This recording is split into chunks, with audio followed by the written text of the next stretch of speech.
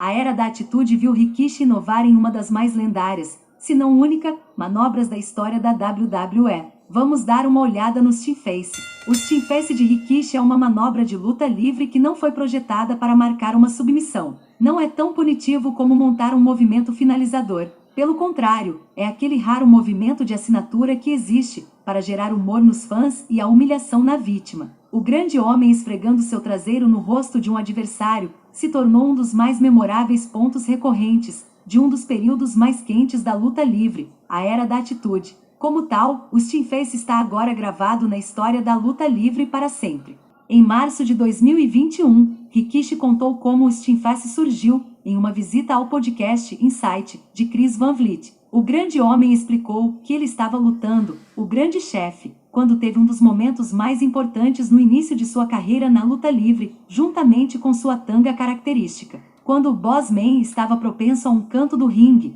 uma fã chamou a estrela samoana para colocar seu traseiro na cara do adversário. Rikishi improvisou e aceitou a sugestão, apenas para atrair uma enorme resposta dos fãs no show ao vivo.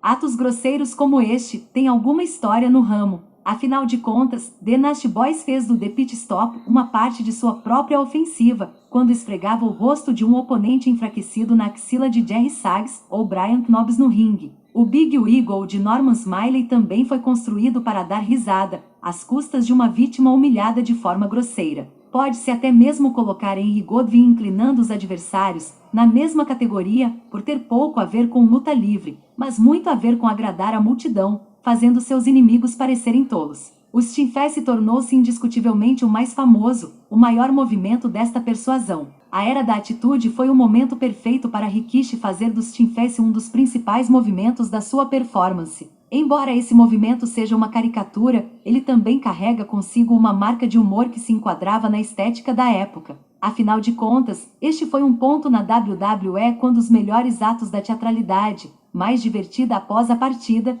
incluíram Stone Cold Steve Austin obrigando inimigos caídos a beberem cerveja. Enquanto seus óculos de sol e sendo um grande dançarino, ajudou em nada na versão mais bem-sucedida de Rikishi, o Shinface foi a peça fundamental. A jogada lhe ofereceu uma vaga que os fãs clamavam independente se ele ia ganhar ou perder, qualquer que fosse a aposta do jogo em questão. É notável que quando Rikishi deu o salto no final dos anos 2000, ele deixou de usar todos esses elementos divertidos para se tornar mais sério. Acontece que sem o Shinface, ele se tornou apenas mais um. Rikishi inovou e é sinônimo do Shinface, mas ele não é o único lutador a ter usado o movimento. O grande show das lutas entregou os Shinfaces várias vezes, capitalizando em um espírito semelhante de absurdo e repugnância por ter traseiro tão grande com o qual atormentar suas vítimas.